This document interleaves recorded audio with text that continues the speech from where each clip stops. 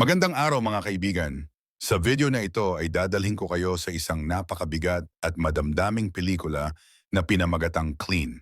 Ang pelikulang ito ay inilabas noong 2021 at pinagbibidahan ng batikang aktor na si Adrian Brody na hindi lamang gumanap bilang pangunahing tauhan, kundi siya rin mismo ang nag-co-write at nag-produce ng pelikula. Ang Clean ay isang madilim, mabigat, emosyonal na kwento tungkol sa isang dating kriminal na ngayoy sinusubukan ng magbago at mamuhay ng tahimik.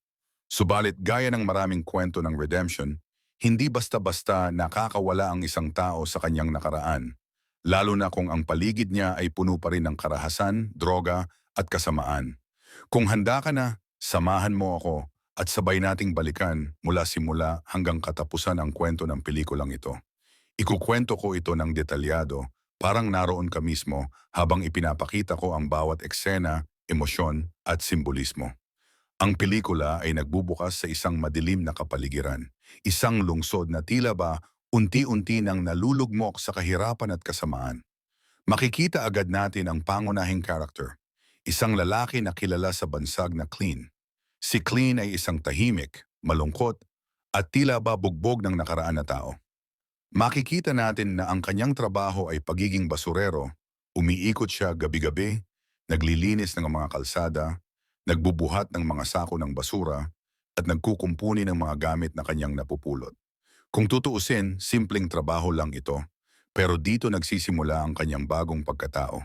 Isang tao na sinusubukang magbago, magsimula muli, at iwan ang maruming buhay na kanyang tinahak noon. Pero habang siya ay tahimik na namumuhay, kita sa kanyang mga mata ang bigat ng nakaraan. Hindi natin agad alam ang buong istorya niya, pero ramdam natin na malalim ang sugat na kanyang dinadala. Habang umiikot si Clean sa kanyang trabaho, makikilala natin ang ilan pang mga karakter sa komunidad.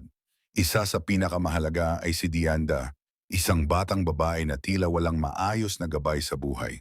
Ang kanyang ina ay abala at hindi kayang maibigay ang tamang proteksyon, kaya't madalas ay napapabayaan siya. Dito natin makikita ang pagiging mabuting tao ni Clean. Kahit na tahimik siya at halos hindi nakikipag-usap sa iba, may malasakit siya sa mga taong nasa paligid niya. Nakikita niya ang sarili niya kay Dianda marahil dahil meron siyang nakaraan na may kinalaman sa pagkawala ng kanyang sariling anak. Unti-unti, nagkakaroon sila ng koneksyon. Hindi ito romantiko o sentimental sa karaniwang paraan, kundi mas fatherly at protective. Isang lalaking nakakita ng pagkakataong makabawi sa kanyang mga pagkukulang noon. Habang tumatagal, dahan-dahan ring ibinubunyag ng pelikula ang nakaraan ni Clean. Dati siyang sangkot sa krimen, isa siyang taong nakagawa ng masakit na pagkakamali kung saan nadamay at nawala ang kanyang anak. Ito ang pinakamalaking sugat ng kanyang buhay at dahilan kung bakit pinili niyang mamuhay ng simple at maglinis ng kalsada. Literal at symbolical. Makikita rin natin na minsan, kapag natutulog siya, binabalikan siya ng mga bangunggot, alaala ng kanyang nakaraan, mga eksena ng karahasan, at ang pagkawala ng kanyang anak. Ang kanyang pangalang Clean ay hindi lang basta palayaw, kundi simbolo ng kanyang paghahangad na linisin ang kanyang konsensya at espiritu. Subalit, ang kanyang mundo ay hindi mapapanatiling payapa. Sa parehong lugar kung saan siya nakatira, namamayagpag ang isang drug lord na kilala bilang si Michael. Siya ay makapangyarihan, ang kanyang operasyon ay kumakalat sa buong komunidad, at isa sa mga nadadamay ay si Dianda.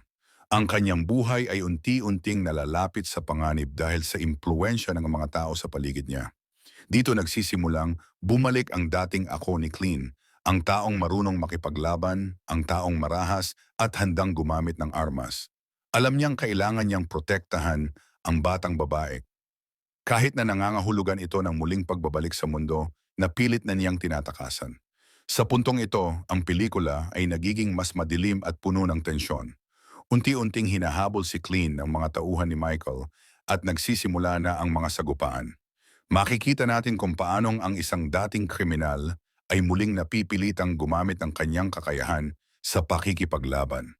Matalino siyang gumamit ng mga gamit na napulot niya bilang sandata. Malikhain siya sa kanyang taktika laban sa mga armado at mapanganib na kalaban. Ngunit bawat pagpatay, bawat pagbuhos ng dugo, ay muling nagpapaalala sa kanya ng kanyang nakaraan. Hindi niya ito ginagawa dahil gusto niya, kundi dahil wala na siyang ibang paraan upang mailigtas si Dianda at ang sarili niya. Sa huling bahagi ng pelikula, haharapin na mismo ni Clean ang drug lord na si Michael. Isang napakabigat na eksena. Isang lalaking pilit na tumatakbo sa kanyang madilim na nakaraan laban sa isang taong simbolo ng lahat ng kasamaan na bumabalot sa kanilang komunidad. Mabigat, marahas at emosyonal ang eksena ng kanilang paglalaban. Hindi ito glamoroso, kundi madugo at masakit.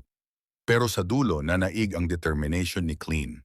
Matapos ang lahat, nagtagumpay si Clean. Nailigtas niya si Dianda at natigil ang banta ni Michael. Subalit, hindi ito nagdala ng tunay na kasayahan. Hindi mabubura ng kanyang ginawa ang kanyang nakaraan. Hindi rin ito maibabalik ang anak na nawala sa kanya.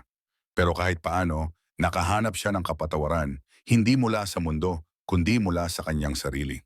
Ang pelikula ay nagtatapos sa isang malungkot ngunit makabuluhang mensahe. Minsan ang paglilinis ng ating nakaraan ay hindi nangangahulugang mabubura natin ang lahat ng ating kasalanan. Pero sa bawat mabuting gawa, may pagkakataon tayong makahanap ng kapatawaran at panibagong pag-asa.